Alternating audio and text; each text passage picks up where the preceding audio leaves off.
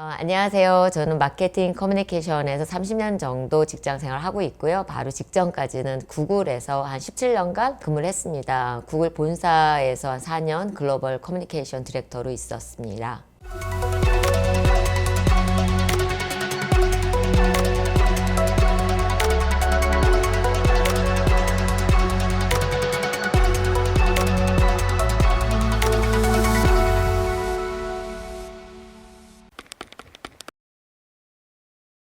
제가 이제 마케팅과 커뮤니케이션을 이제 합쳐서 한 30년 있었는데 두 가지인 것 같습니다. 하나는 계속 배웠습니다. 저 대학원 5개 나오면서 그게 제 스펙을 만들려고 했던 게 아니라 사실 마케팅이나 커뮤니케이션도 늘 바뀌고 산업마다 또 달라요. 그래서 계속 배웠던 거.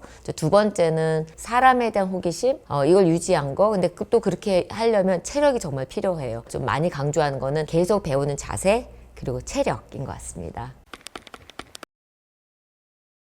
저 개인적인 루틴은 크게 3가지인 것 같아요. 영어, 운동, 독서. 물론 이제 저는 미국계 회사에 있었으니까 영어가 늘 스트레스지만 요즘은 사실은 국내 회사다, 국외 회사다 그런 건 별로 없는 것 같아요. 그래서 영어는 누구나한테 중요하고 누구나한테 기회가 돼 그래서 영어를 진짜 엄청 중요하게 생각을 하고 있습니다. 그래서 저는 매일 튜터랑 공부를 하고 그다음에 이제 운동. 저는 사실에서 회사 보면 어떤 사람하고는 회의하는 것조차 들어가기 전부터 막 이렇게 기가 빠질 것 같아서 막 아유 또 이 회의를 어떻게 안 하죠 사람 이러기도 하거든요. 회사에서 정말 에너지를 이렇게 만드는 사람 정말 같이 일하고 싶어요. 그게 어디서 나오나 생각했던 체력이더라고요. 그래서 저는 체력이 너무너무 중요하다고 생각해요. 저 사람하고 같이 일하고 싶다라고 생각이 들 때 그리고 아이디어도 더 많이 생기기도 하고. 세 번째 독서인데 저는 마케팅 커뮤니케이션이 있다 보니까 새로운 아이디어가 굉장히 중요하게 맨날 샘솟아야 되는데 독서에서 나와요. 정말 애초부터 없던 것부터 만들어내는 건 어렵고 제가 생각하는 건 다들 어떻게 보면 어디서 갖고 온 거를 약간 변형시키거나 모방하는 거예요. 그래서 독서가 정말 중요해요. 정말 저는 항상 루틴에서 3가지를 굉장히 많이 강조해요. 영어, 운동, 독서. 구글 처음 조인했을 때 구글 코리아에 조인했었거든요. 그때 10명이 채 안 됐었어요. 그러니까 저는 임원이었지만 팀장 같았고 구글 같은 경우는 굉장히 린한 조직이에요. 그러니까 굉장히 작은 조직이기 때문에 임원이라고 해도 뭐 우리가 얘기하는 뭐 이렇게 사인만 하고 승인만 하고 그러지는 않습니다. 그래서 임원의 역할과 사실 어떻게 보면 팀장의 역할을 같이 한다라고 볼 수 있고요. 그래서 근데 한번 이거는 생각해 봤으면 좋겠어요. 우리가 임원한테 기대하는 게 무엇일까? 임원한테 기대하는 거는 약간 그 큰 관점에 회사를 전체적으로 볼 수 있는 우리 부서만 잘 되자가 아니라 이 부서와 다른 부서랑 어떻게 협업해서 공통의 결과를 갖고 오는가. 이게 아마도 우리가 기대하는 임원인 것 같아요. 또 하나는 중요한 게 우선순위예요. 우리 부서는 이게 중요해. 우리 부서는 이게 중요해. 그런데 팀장 레벨에서는 자기 팀이 갖고 가는 게 중요하지만 사실 임원 레벨 아니면 경영진 레벨에서는 그 우선순위를 회사 레벨에서 봐야 되는 그런 관점의 차이인 것 같습니다. 또 하나는 우리 경영진들이 무엇을 중요하게 생각하고 있는가. 그것도 항상 생각해야 되는 것 같아요. 그러면 우리가 작은 조직에서 팀장이 임원처럼 사실 일하게 하려면 가장 중요한 거는 정보의 공유입니다. 정보의 공유 없이 너가 임원처럼 해야지 절대 안 되거든요. 팀장을 믿고 정말 많은 정보를 줘야지 사실은 그 정보를 바탕으로 더 큰 결정하고 회사 레벨에서의 그 관점을 갖고 있어요. 그래서 첫 번째 너무너무 중요한 거는 정보의 공유. 그게 사실은 그 팀장에서는 동기부여가 될 수 있거든요. 내가 이만큼의 정보를 갖고 있다? 이렇게 생각해야지. 돼서 이제 그거 첫 번째고 두 번째는 팀장이 팀장이게 하려면 또 권한을 줘야 되고 본인이 본인의 역할에서 의사결정하게 해줘야 됩니다. 임원이라고 해서 너무 뭐 승인만 하고 본인한테 너무 디펜딩하게 의존하게 해서는 안 됩니다. 세 번째는 질문을 좀 잘 던져야 합니다. 팀장한테 컴포트 존이라는 게 있거든요. 그 안에 자꾸 있고 싶어 하는데 질문을 툭툭 던지면서 그거를 조금 자기 바운더리를 넓혀갈 수 있도록 그래서 좋은 질문과 또 챌린징 할 수 있는 질문들을 해주는 거가 팀장을 어떻게 보면 임원의 역할을 할 수 있도록 훈련시키는 것 같아요. 권한 위임하기 전에 정보를 주는 건 선제돼야 될 조건 같아요. 일단 진단이 필요할 것 같아요. 제가 사실 생각하는 팀원이든 임원이든 되게 중요한 자질은 모든 걸 알고 있는데 모든 걸 알고 있는 티를 내지 않아야 되고, 모든 걸 알고 있다고 해서 막 쪼으면서 마이크로 매니징 하지 않아야 돼요. 많이 알고 있으면서 마이크로 매니징 하기가 진짜 어렵거든요. 왜냐면 내가 다 알고 있는데 저걸 안 한단 말이야. 그래도 let them fail, let them try, 이걸 하게 하면서 가이드를 줘야 되거든요. 그래서 이제 윗사람 입장에서 봤을 때 임원이든 팀원이든 팀장이든 권한을 줬는데 권한을 활용 안 하고, 예를 들면은 뭐 실무에 등한시한달지, 근데 계속 질문을 해줘야 돼요. 중요한 수치도 물어봐요. 내가 알고 있는 수치 알고 있게끔 자꾸 챌린징을 해줘야 되죠. 그걸 몰랐을 때 창피하게 해야 되니까, 아 나도 이걸 캐치해야 되겠구나 라고. 저는 팀장한테 팀원의 사소한 것도 물어봐요. 알아야 되거든요. 알면서 마이크로 매니징 안 하도록은 계속적인 질문을 해주는 게 되게 중요해요. 깨닫게 해줘야 되거든요. 구글이나 제가 그 전에 있었던 외국계 회사들도 채용에 대해서 정말 너무 빡빡해요. 진짜로. 한국 회사 오니까 오히려 더 되게 느슨하다는 생각이었는데, 정말 우리가 한 명을 채용하려고 그러면 어떨 때 2명 이상의 몫이 일이 1년 있는 게 증명이 돼야지만 채용을 해요. 그러니까 사실 채용을 못하는 거는 항상 그랬어요. 그리고 또 어떨 때는 아예 채용이 프리징 됐다라고 얘기를 하는데 채용이 안 되고. 근데 제가 이제 30년 정도 회사 생활 하다 보니까 채용이 막힌 시기가 오히려 내부 인재가 성장하는 시기더라고요. 그건 저도 마찬가지였고 저희 팀원들도 그랬던 것 같아요. 오히려 안 좋은 시기를 좀 좋게 얘기한다고 할 수 있고 좋은 성장의 기회로 볼 수 있을 것 같아요. 나는 막내야 이런 사람들이 있고, 팀장인데 팀원은 1명이야 뭐 이런 식으로. 사실 그럴 때 2가지가 문제인 것 같아요. 내가 실질적인 일을 못 해본다. 나는 사실 피플 매니징을 해야 되는데 피플 매니징 할 팀원이 없어. 그러면 사실 그 사람의 경험을 줘야 되는데 그걸 못하게 하잖아. 그럼 이 친구한테 어떻게 하느냐, 크로스 펑셔널리 프로젝트를 좀 만들어주는 거예요. 그래서 다른 사람들 2-3명이 아닌 뭐 5명과 함께 프로젝트를 만들어가면서 사람 매니징을 할 수 있도록 경험의 기회를 주는 거예요. 그게 이제 스킬업을 할 수 있고, 이제 2번째 또 중요한 거는 동기부여인 것 같아요. 아까 말씀드린 것처럼 내 밑에 아무도 없고 내가 항상 뭐 5년 막내 이럴 수도 있거든요. 그러면 이 친구한테 내가 어떻게 그 5년 막내이지 않은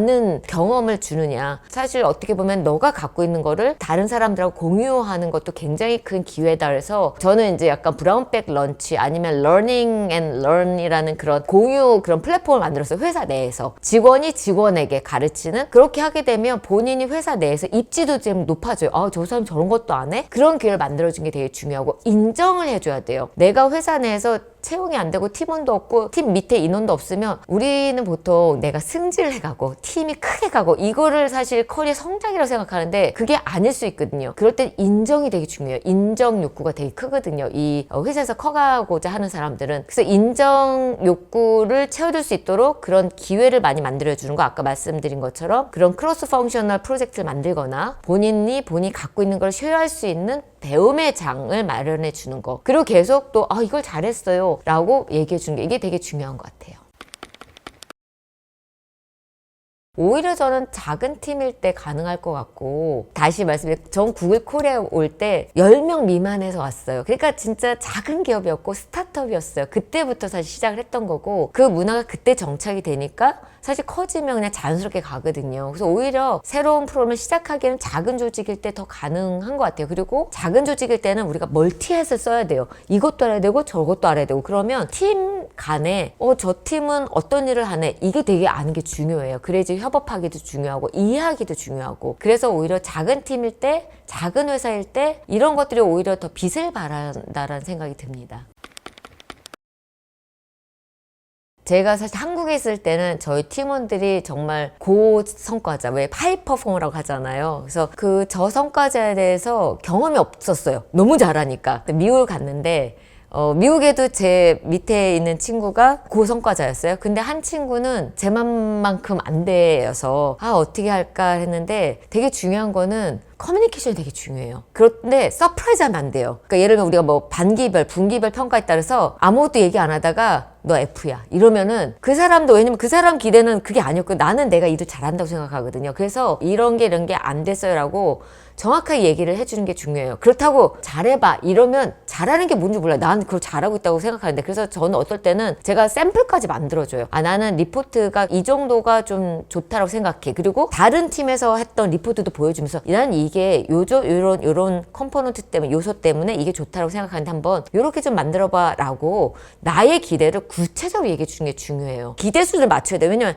그 친구 이게 잘한다고 생각하고 있는데 내가 더 잘해봐 그러면 뭘 잘하지? 그럴 때 있잖아. 그래서 레퍼런스를 주는 게 되게 중요하다. 이제 그러다 보니까 그 친구가 이렇게 올라왔어요. 구글은 어떤 게 있냐면 한 사이클에 이 사람이 못 올라오면 두 번째 사이클까지 돌리지만 두 번째 사이클에서 안 올리면 아웃시켜요. 이 사람 혹시 우리 팀에 안 맞아서 저 성과가 나올 수도 있잖아요. 그래서 구글은 그러면 다른 팀에 보낼까를 고려해. 본인이 원하면. 제가 소문이 나서 다른 팀에서 우리가 저희 팀에 자꾸 보내서 저희 팀이 약간 저성과자를 고성과자로 올리는 그런 팀이 됐어요. 근데 하다 보니까 저의 탤런트라고 보면 관찰이 였던 것 같아요. 뭐가 힘든지, 그리고 구체적인 피드백을 주고 이걸 할 수 있도록 격려가 같이 오는 거, 그게 되게 중요하더라고요. 그래서 한 친구는 진짜 지금도 기억나는데 그 전 팀에서는 저성과의 그 고과를 받았고, 두 번째도 굉장히 걱정돼서 저희 팀에 왔는데 저희 팀에 오면서 너무 잘하는 거예요. 제가 이제 피드백도 주고 또 이렇게 조각조각 어사이먼트를 주는 게 중요해요. 이분들한테는 한 달짜리 프로젝트여도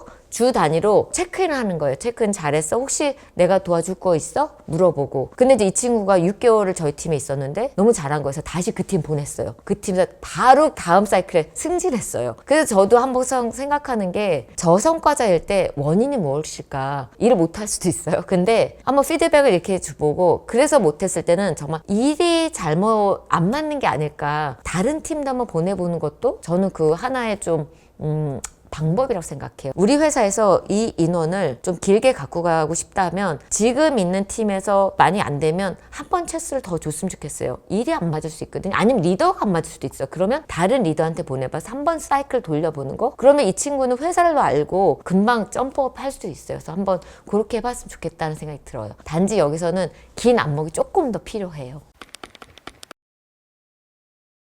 제가 뭐 용어는 없지만 저는 이제 체크인 미팅이라고 해요. 언제든지 올 수 있어요. 저한테 물어볼 수 있고, 단지 일주일에 한 번, 그러니까 픽스는 해놔요. 아, 요번 주에는 크게 뭐 체크할 게 없다 그러면 캔슬할 수 있지만 아주 딱딱 목요일은 목요일날 요 시간을 해놓고 요 시간에 우리가 봐야 될 건 요거야 라고 먼저 얘기를 해놔요. 그리고 끝나기 전에 다음 시간에 너가 어떤 거를 할 거야 라고 목표는 본인이 정하게 해요. 물론 목표가 너무 낮으면 이건 너는 이거보단 더 잘할 수 있을 것 같아. 요만큼 더 해보면 어떨까라고 하지만 본인이 목표를 정해서 그 다음 주에 갖고 오게 하고, 그래서 표지향적으로 미팅을 정하고 본인 주도적으로 미팅을 정하게 해서 일주일에 한 번. 근데 중간에 사실 뭐 부서다 보니까 오다가다가 만나잖아. 그러면 또 그것도 체크인해요. 어땠어? 뭐 그건 잘 돼가? 그러면 혹시 내가 도와줄 거 없어? 라고 계속적으로 이렇게 보이는 거, 관심을 보이는 거 되게 중요한 것 같아요. 주기를 본인한테 한 번 더 물어보는 것도 중요해요. 회사가 너무 종류가 많잖아요. 뭐 B2B, B2C가 있고 지표가 사실 다 다르잖아요. 본인들이 1년 연간 정할 때 큰 목표는 있잖아요. 목표 있고 지표들이 있을 때 아까 말씀드린 것처럼 일단 우리 회사의 지표는 세 가지를 간다. 그것만 계속 보는 거고, 물론 그 밑에 파생돼서 마케팅 팀, 세일즈 팀, 이거 지표들이 또 세부 지표들이 있을 거잖아요. 근데 저는 항상 세 가지를 안 넘으려고 해요. 그게 뭐 내가 마케팅이다 그러면 뭐 클릭률이 있을 거고 전환율이 있을 거고, 그렇게 일단 가지수를 세 개를 안 넘으려고 좀 합니다. 그래서 그런데 되게 중요한 건 뭐냐면 이걸 왜 하는가를 분기별로 계속 한 번 더는 체크해 봐야 돼요. 분기별로 우리 방향성을 계속 체크해 보라는 거예요. 그러니까 너무 키 리절트 그것만 계속 하다 보면 왜 하지를 항상 잊어버려요. 우리 회사가 뭘 하려고 하는지를 항상 보고, 그 다음에 오브젝티브를 보고, 그 다음에 매저 가능한 이걸 보고. 그래서 저는 계속 그 세 개를 좀 확인하는 거. 구글에 하나 달랐던 게 뭐냐면 OKR을 만약 세 가지를 갖고 간다고 치면 마지막 하나는 뭐냐면 다른 팀하고 같이 하는 OKR을 항상 넣게요. 내가 다른 팀에 이렇게 하겠다라고 항상 갖고 가는 거다 보니까 항상 불을 켜고 봐요. 내가 다른 팀에 뭘 도와줄 수 있지? 그게 큰 협업을 만들어내. 우리가 협업 강조해도 협업이 이 안에 안 들어가면 굳이 내가 왜 해야 되지? 이렇게 되거든요. 근데 OKR 중에 하나를 협업하는 걸로 해놓으면 진짜 이게 되게 잘 돼요. 왜냐면 그거 매저먼트니까. 이거 생각보다 어려워. 우리가 사실 이제 사람이 이제 감정 동물이다 보니까 되게 어려운데 전 이 질문을 듣고 저희 진짜 지금도 낯뜨거워지는 그 경험이 있었는데, 구글에서 저희가 두 팀이 같이 어떤 한 큰 프로젝트 하게 됐어요. 그러니까 인원도 한 8명 정도지. 저희 4팀, 4명, 이제 다른 팀 4명. 이러니까 저도 팀장이고 여기 팀장이다 보니까 이제 팀장끼리 얘기를 해요. 근데 이제 이 전체 프로젝트 PM은 그 상대 팀의 팀원이 하기로 돼 있어서, 우리 팀은 우리 일하는 방법이나 이런 것들이 저희는 이제 딱딱 맞아 떨어지는데, 다른 팀이니까 또 일하는 방법이나 다를 수가 있죠. 그러니까 제 성에 안 차는 거예요. 그리고 막 좀 이렇게 좀 했으면 좋겠는데 또 안 되고, 그래서 반대팀 팀장한테 얘기를 하면 그 팀장 알았다고 나도 그렇게 생각해 라고 하는데, 이 피드백이 잘 안 가는지 주기적으로 체크업 미팅하면 저는 그 PM이 너무너무 답답한 거예요. 참다 못해서 이제 폭발한 거죠. 그래서 저 그 팀한테, 아니 지금 PM인데 역할 너무 못하고 있다고. 근데 그 친구도 막 너무 얼굴이 빨개지고, 사실 이렇게 감정적으로 할 게 아니라 이런 거가 안 되고 있다라고 그걸 먼저 얘기하면서 PM이 이런 거를 좀 더 했으면 좋겠다라고 했어야 될 텐데, 먼저 그냥 앞단에 아니 지금 PM이 이런 것도 못하고 있냐고 막 이렇게 얘기를 한 거예요. 사안과 사람을 분리를 못한 거죠. 아, 그때 제가 너무너무 창피했고, 나중에 되돌아봤을 때 그걸 또 수습하냐고 굉장히 오래 갔죠. 왜냐면 그 상처받은 사람은 저야 미안해라고 하면 끝날 것 같지만 그게 아니잖아요. 되게 오래 갔고 저도 많이 배웠어요. 그 다음에는 일과 사람과 떨어뜨려 놓으려고 하고, 항상 이런 게 안 되고 있어요 라고 하면, 사실 우리 회사에서 일 잘하는 사람은 일이 안 되고 있을 때 더 많이 그거를 본인이 더 많이 창피해해요. 내가 막 사람을 이렇게 얘기 안 해도. 그래서 일이 안 되고 있는 거를 정확하게 지적하는 게 되게 중요하고, 두 번째 되게 중요한 거는 공개 대화와 비공개 대화를 적절히 활용하는 게 중요해요. 그 공개적으로 이러한 거는 안 되고 있어요 라고 얘기를 했는데, 이 사람한테 솔직하게 더 좀 해주고 싶은 게 있다고 했을 때 비공개적으로 하는 것도 괜찮거든요. 모든 거를 다 공개적으로 할 필요는 없는 것 같아요. 그 미팅이 다 끝난 다음에 근데 누구님 나랑 잠깐 한번 차 한잔 마실까요 하면서, 그렇게 약간 감정이 섞인 부분들은 그때 좀 풀어놓는 게 더 디펜시브하게 만들지 않아요. 사람들이 내가 왜 그런 거 있잖아요. 내가 틀린 거 아는데 뭐 공개적으로면 더 막 이렇게 아니라고 막 이럴 수도 있거든요. 그래서 어떤 사안은 공개적으로 할 게 있고 어떤 사안은 비공개적으로 할 수 있는 게 있습니다. 항상 끝날 때는 전 여기서 이런 걸 배웠어요. 그래서 저는 다음에 이런 걸 해야겠어요 라고 배운 거에 대해서 다시 이렇게 한번 확인 도장 찍고, 그건 저한테 하는 얘기일 수도 있고 상대방한테 얘기할 수 있는 것 같아요. 그래서 근데 되게 중요한 감지할 수 있는 포인트는 표정이에요. 그리고 언어 톤이고, 물론 성과가 안 난다, 이거는 그 뒤에 따라와요. 근데 우리가 더 많이 금방 더 빨리 캐치할 수 있는 거는, 또 캐치해야 되는 거는 감정과 표현과 표정과 언어 톤인 것 같아요. 저는 이제 사실 그 리더라고 하면 굉장히 그 팀원들과 스몰톡을 굉장히 많이 해야 된다고 생각을 하거든요. 그걸 뭐 사생활 알라는 게 아니라, 저 친구의 관심사는 뭐지? 저 친구는 원래 평상시 표정은 어떤 건지 알아야지 힘들었을 때 그 표정을 알 수 있잖아요. 그래서 항상 스몰톡을 계속 해야 되는 거예요. 근데 물론 그날 힘들어서 안 좋을 수가 있거든요. 근데 그게 일관적으로 되는가? 저는 이제 특히 이제 우리가 만약 주기적으로 만난다면 한 주 정도는 두고 봐요. 근데 이게 두 번째 주 정도 들어가면 약간 옐로우에서 레드 깃발이 올라간 거죠. 그래서 뭐지? 그러면서 물어봐요. 혹시 어려운 일 없어? 내가 도와줄 거 없어? 물어보고, 그래서 얘기하게끔 하는 게 되게 중요합니다. 그게 사실 나중 되면 첫 번째로 아이디어를 안 내요. 그리고 엑스트라 마일을 안 가요. 사실 회사에서 요것만 해서는 안 되거든요. 더 이것도 해봐야 되고 저것도 해봐야 되는데 그걸 더 안 가거든요. 그래서 이게 성과로도 나타나는데, 성과가 그렇게 나타난 건 이미 늦은 거예요. 그래서 그 전에 감지를 해야 돼서 뭘 도와줄 수 있는 건지를 체크해 두는 게 너무너무 중요한 것 같습니다. 이거는 뭐 다 통할지는 모르겠지만 이제 저의 방법이에요. 저는 외국계 회사에만 있다 보니까 팀이 작아요. 그러니까 작은 팀에서 경험할 수 있는 것도 많지만 또 경험하지 못하는 거는 여러 명을 같이 이끌어 본다? 이런 리더십을 경험해 주기는 어려워요. 그래서 제가 아까도 얘기했지만 저는 크로스 펑셔널 프로젝트를 되게 많이 만들어서 저희 팀원을 리더를 시켜요. 그러면 우리 팀은 3명밖에 없고 그 팀장 밑에는 2명밖에 없지만 크로스 펑셔널 프로페셔널 팀으로 하게 되면은 뭐 10명, 8명 이렇게까지도 그 PM 역할을 하다 보면 할 수 있어서 그래서 그게 되게 중요해요. 그래서 이 역량을 좀 넓히고 그렇게 하다 보면 다른 팀의 부서장의 눈에도 들어오게 해요. 리더로서 역량을 좀 키울 수 있고 그게 이제 첫 번째고 이제 두 번째는 제가 이제 부서장이다 보니까 우리가 경영진 미팅을 해요. 마케팅 헤드, 엔지니어 헤드, 세일즈 헤드 6, 7명 이제 미팅을 하거든요. 저는 제가 휴가 갈 수 있잖아요. 그 미팅이 있을 때 휴가 갈 때 보통 부서장들은 제가 나중에 업데이트 할게요라고 안 오는데 저는 100% 밑에 있는 사람을 액팅으로 해서 항상 보내요. 너무 어려운 자리여갖고 되게 싫어했어요. 저 팀원들은 제가 가서 뭐 다들 사무님 전무님인데 나 지금 뭐 부장인데 가서 말 한마디 못하겠다고. 근데 가라고, 액팅이라고. 그래서 항상 보내거든요. 그 사람이 거기 가서 받는 거는 아마 두 가지인 것 같아요. 하나는 회사가 어떻게 돌아가는지 아는 거예요. 그 밑에 안 가면 물론 제가 업데이트는 해주지만 그 밑에 가서 세일즈가 안 되는지 이렇게 안 되는구나 알아야 돼요. 얼전시를 알아야 돼요. 그 밑에 가면 다 알 수 있거든요. 두 번째는 이것도 노출이에요. 익스포저. 그 C 레벨들한테 내가 노출되는 거. 그거 굉장히 중요해요. 그러면은 더 준비하거든요. 그래서 저는 이게 부장급이지만 상무급으로 항상 키우는 거예요. 이 사람 항상 상무의 마인드로 살아요. 왜냐면 우리 저기 전무님이 언제 또 휴가 가면 나 또 거기 가야 되는데. 그러니까 자꾸 알아야 돼. 회사가 어떻게 돌아가는지. 그래서 이 두 가지 한번 해보세요. 크로스 펑셔널 프로젝트를 만든다. 그 다음에 나 없을 때 나를 대신하게 하는 거예요. 걱정하지 마세요. 혹시 제가 뭐 나를 대신해서 나를 치고 올라올까? 걱정하지 마세요. 치고 올라오면 좋은 거잖아요. 나는 또 치고 올라오지 않도록 더 열심히 할 수 있거든요. 그래서 항상 그거 한번 해보면 좋을 것 같아요. 근데 많은 사람들이 안 그래요. 걱정해요. 자기 자리를. 근데 좋게 생각하세요. 팀원이 커져야지 자기 일이 수월해지는 거고 나는 더 다른 일을 하면 되잖아요. 할 게 엄청 많아요. 회사 가면.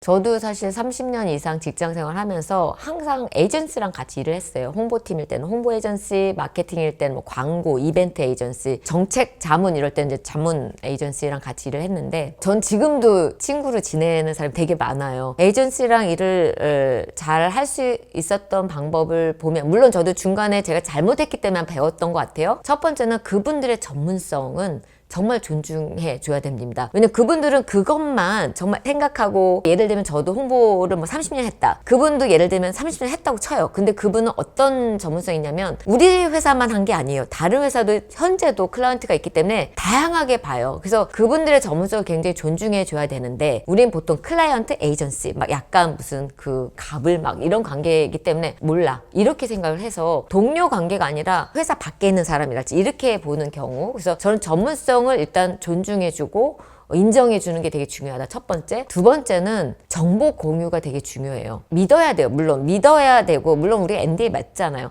근데 이건 또 문화일 수도 있는 것 같아요. 정보를 공유해야지 그 사람들이 많은 정보를 갖고 있으니까 베스트의 프로그램이나 베스트의 아이디어를 내거든요. 근데 어떤 회사는 사실 그래요. 정보도 다 주지도 않으면서 아이디어 그밖에 없어? 왜 이렇게 몰라 우리를? 이렇게 얘기해요. 근데 100이면 100 다 정보 다 공유 안 해서 그래요. 우리랑 똑같은 레벨에서 널리지도 있고 해야지 거기서 많은 아이디어를 갖고 오는 거거든요. 그래서 그 어떻게 보면 에이전시를 잘못 다룬다? 100%는 아니지만 대부분은 클라이언트 잘못이 되게 많아요. 많은 정보를 줘야지 거기에 맞는 아이디어를 갖고 옵니다. 세 번째는 기대 수준의 매칭인데 그런 거 있어요. 맨날 이제 뭘 해오세요 그러면 이제 에이전시니까 베스트로 제안서를 갖고 와요. 그러면 이거 아니야 아니라고.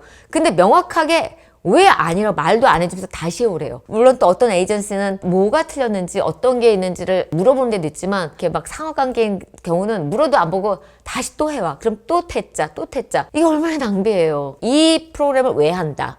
이거 메저먼트는 이거다. 우리는 예를 들면 이거를 이렇게 풀어가고 싶다까지 기대 수준을 주고 그에 맞게끔 갖고 오게 해요. 좀 안 맞았어. 그러면 이거는 우리가 안 맞았어 라고 얘기를 해야 됩니다. 그러니까 제가 이제 한국에 와서 이제 그 모 기업에서 이제 브랜드 하면서 그때도 저희가 브랜드 캠페인을 해야 되겠다라고 해서 이제 세 군데 저희가 에이전시 비딩을 했고 한 군데에서 갖고 오셨어요. 안 맞는 거가 뭐였냐면 우리 회사는 혁신성을 좀 강조하고 싶다는 걸 이제 우리가 그 비딩 페이퍼에는 줬거든요.